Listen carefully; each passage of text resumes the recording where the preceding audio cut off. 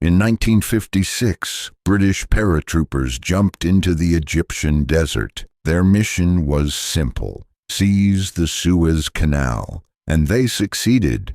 But what if winning the battle meant losing the world? They held the canal in an iron grip, and then, inexplicably, they gave it all away. Why would a victorious army surrender its prize? What invisible weapon forced the hand of an empire? Was the final shot fired not from a rifle, but from a telephone in Washington, D.C.?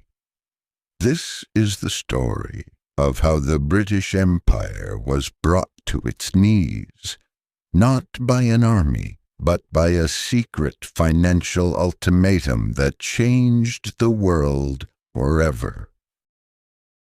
For nearly a century, the Suez Canal was more than just a waterway. It was the jugular vein of the British Empire, a 120-mile shortcut connecting Britain to its jewels in the east, India, Malaya, and the vital oil fields of the Persian Gulf. Prime Minister Anthony Eden called it Britain's great imperial lifeline.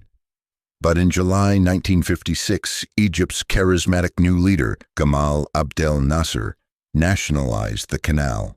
He seized it. For London, this was an act of war, a theft of their property, and a direct challenge to their prestige. Eden saw Nasser as a new Mussolini, a dictator who had to be stopped before he set the entire Middle East ablaze. So a secret plot was hatched in the suburbs of Paris. Britain, France, and Israel agreed to a coordinated strike. Israel would invade Egypt's Sinai Peninsula. Then Britain and France would intervene as peacekeepers. A cynical pretext to occupy the canal zone and depose Nasser. The plan was a classic piece of 19th century gunboat diplomacy. It was meant to be a swift, surgical strike to remind the world who was in charge. But they had forgotten one crucial detail. It wasn't the 19th century anymore. The invasion began with textbook military precision. Israeli tanks stormed across the Sinai. British and French bombers pounded Egyptian airfields. Elite paratroopers descended from the sky and secured their objectives. On paper, it was a victory. The canal was theirs. Eden believed he had won, that he had stared down the dictator and restored Britain's honor. He was living in a ghost story, haunted by the memory of appeasing Hitler in the 1930s. He would not make that mistake again. But Eden's fatal error was looking at the wrong map and fighting the wrong war. The real enemy wasn't in Cairo. He was in the White House. President Dwight D. Eisenhower was absolutely livid. The British had lied to him, launching a colonial-style war behind his back and during a presidential election. And at the very moment the Soviets were brutally crushing the Hungarian uprising. Eisenhower saw the Anglo-French invasion as a catastrophic blunder. It risked pushing the entire Arab world into the arms of the Soviet Union.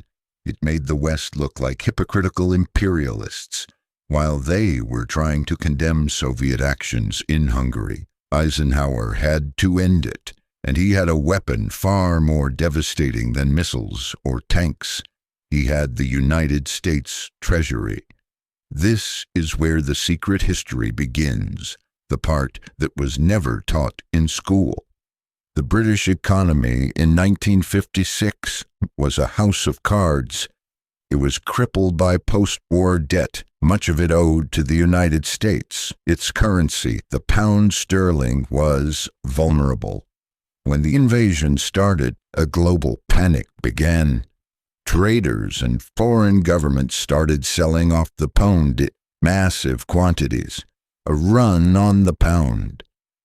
Britain's foreign currency reserves were hemorrhaging at an alarming rate.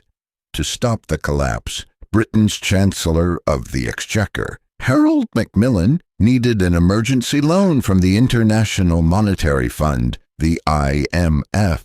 But there was a problem. The United States held a de facto veto over any major IMF decision. The phone call came. The message from Washington was not a negotiation. It was an execution order. Eisenhower made it brutally, icily clear. The United States would not only block the IMF loan, it would actively continue selling its own vast reserves of sterling on the open market. This would accelerate the collapse and trigger the complete implosion of the British economy.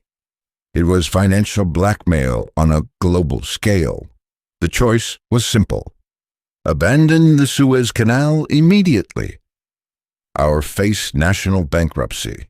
Macmillan, staring into the abyss, told Eden the game was up. An empire that could no longer afford to pay its bills was no empire at all. The guns had won the battle, but the dollars had won the war. Many believe Britain withdrew because of pressure from the United Nations, or because of vague nuclear threats from the Soviet Union. This is a comforting illusion.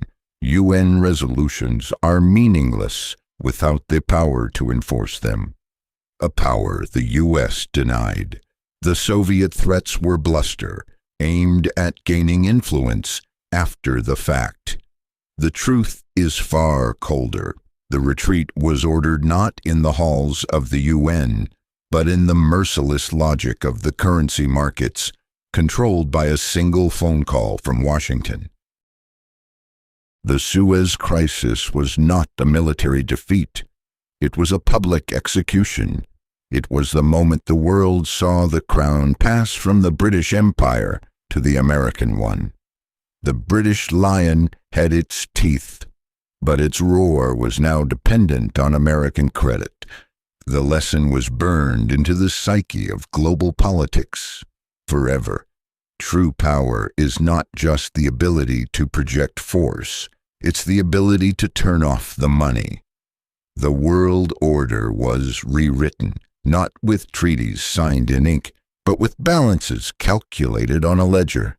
It proved that the most powerful weapon of the new age wasn't the atom bomb, but the dollar. So as you watch the great powers of the 21st century posture and compete, always ask yourself the real question. Who holds the debt? Subscribe for the history they didn't want you to know.